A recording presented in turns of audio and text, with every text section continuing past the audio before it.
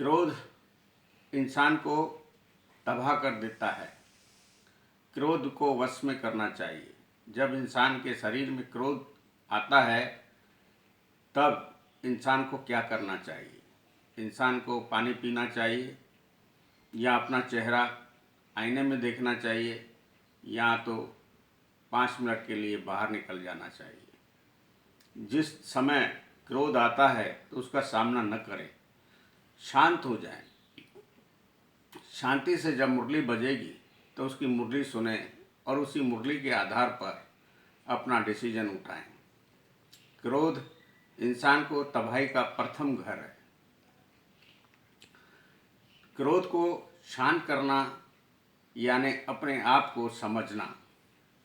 जब तक इंसान अपने आप को नहीं समझा है तो दूसरों को समझकर कभी भी न्याय नहीं कर सकता, अन्याय ही करेगा। और अन्याय क्रोध है। क्रोध को वश में करना अर्थात बलवान बनना। जो क्रोधी होते हैं वो कमज़ोर होते हैं, शरीर में उनके बल नहीं होता। बलवान बनना तो क्रोध को वश में करना इंसान का प्रथम कर्तव्य है और अपने आप को संवारने का प्रथम स्थान है। हर इंसान को क्रोध अन्याय पर आता है और अन्याय दूसरों में देखता है, स्वयं में कभी नहीं देखता। जब इंसान तुलना करेगा कि मैं दोषी हूँ कि सामने वाला दोषी है तो उसके लिए समय चाहिए। समय 5-10 मिनट शांत रहने का और ईश्वर की मुरली सुनने का आवश्यकता है, अर्थात आत्मा की मुरली बजती है।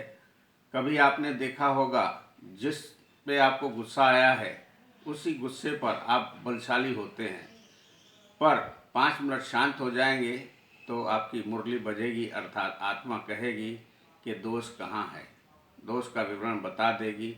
जिसको हम समझे होते हैं तो दूसरे को समझा भी सकते हैं, पर हम अपनी बात पे अड़े रहेंगे, स्वयं नादान रहेंगे तो दूसरे को कैसे समझाने का प्रयास कर सकते हैं।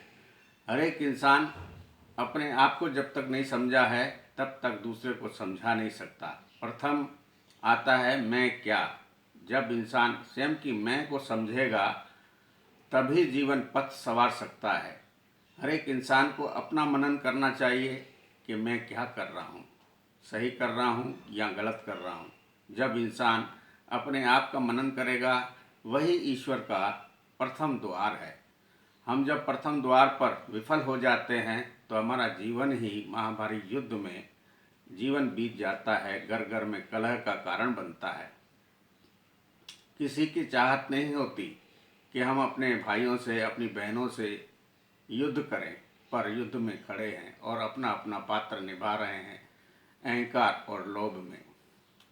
हमको दया नहीं आती अपने ही रिश्तों पर, हमको दया नहीं आती, क्षमा नहीं आती, सब्र नहीं आता और हम अपने ही परिवार में युद्ध लेकर बाप बेटे से,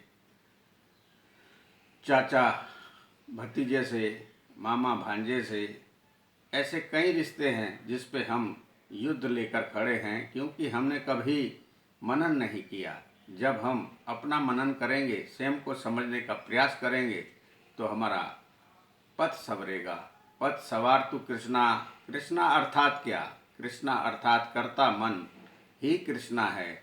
सही करे या गलत करे उसकी मर्जी।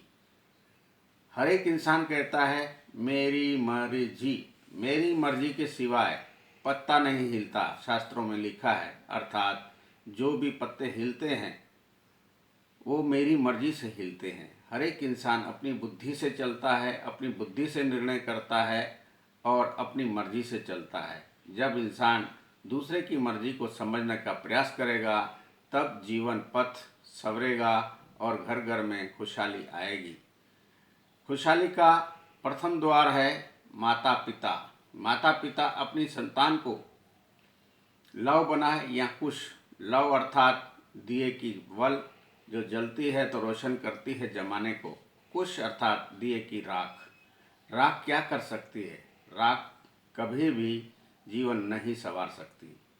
जो वल जलती है उसमें बल होता है और बल दिया और बाती से बनता है और दिए में जो तेल है माता पिता का है। माता पिता ही जीवन संवार सकते हैं। उनका जयकारा गर्व से लगाओ। जय माता पिता दी।